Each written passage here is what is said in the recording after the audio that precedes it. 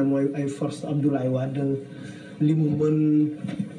combativité mais tout parce que gars yi jaaraat nañ ci mais dama jàpp ni rek Abdoulaye Wade bàyyi bu mat bàyyi la et Karim aussi del fayu ko bor bi parce que quand même Karim waroon na rus à 95 ans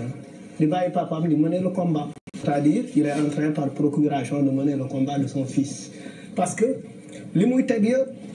ce n'est rien d'autre pour son fils, c'est quand même important de le souligner loolu il est foog ñu wax ko parce que loolu moom moo fi nekk mais bu ñuy dellu ci Abdoulaye Wade ci boppam xëy na mën a nguur parce que quand même xëy na gouverné na 12 ans président dëkk bi 12 ans mais xëy na doyalul et que continuer moom mooy bête noire u Macky Sall parce que démb seetlu nañu aussi que Macky Sall il était très mal à l'aise et que même son discours n'a pas amul continué wul mais li ñuy mën a jàng ci affaire bi mooy ñetti affaire la mooy d'abord ñàkk njàmbaaru Karim njàmbaaru Karim parce que bu doon maay Karim damay ñëw ñu jeel yóbbu ma kaso affaire c'est-à-dire tu fais comme Khalifa Sall a fait, il est en prison, il est resté et aujourd'hui il a donné un consigne de vote clair bu leer bu ñu rombee loolu est-ce que ñun war nañu bàyyi xel nit ki nga xamante ne mu ngi fële Qatar yónni papaam di ko xeexal alors que mu am possibilité ñëw lan rek dañ ko wax boo fi ñëwee dañ la koy def dañ lay tëj mais ñëwal loolu moom mooy dëgg leneen li ci topp mooy Abdoulaye Wade dafa ñëw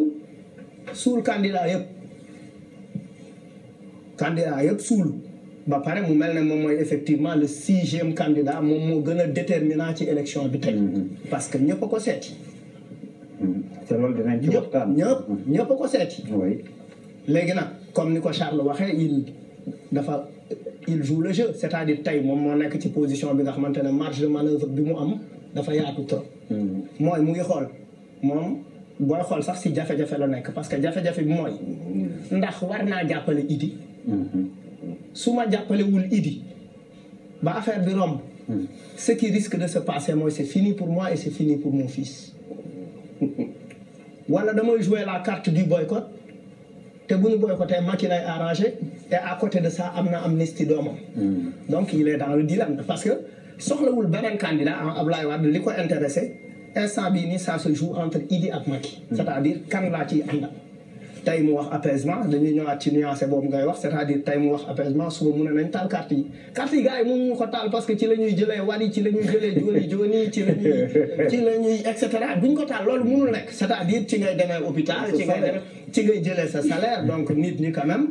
je pense que élection mooy li gën a néew ci li importance su carte ci njëriñu carte bi leneen li ci topp mooy bu Abdoulaye Wade di wax il parle souvent de conseil de transition national moom la commencé waxul gouvernement de transition et quand il dit conseil de transition national c'est-à-dire dafa bëgg a wax gars yi man nag du ma yem ci joxe consigne de vote damay définir sax ni prochain gouvernement bi di demee prochain gouvernement bi ni mu nar a demee ban rôle ak c'est-à-dire acteur laa ci nekk et puis Karim fan la ciy toog et c'est important donc nag bu ñuy ñëwaat bu ñu buggee dellu tuuti un peu nga baal ma si histoire u carte électeur yi kii évoqué na si tuuti li mu ci wax très rapidement li mu ci wax ñun mënuñu quand même faire confiance à Aly Ngouille Ndiaye un ministre de l'Intérieur qui s'est mis là devant tous les Sénégalais qui dit que la primeur pour mon parti foofu quand même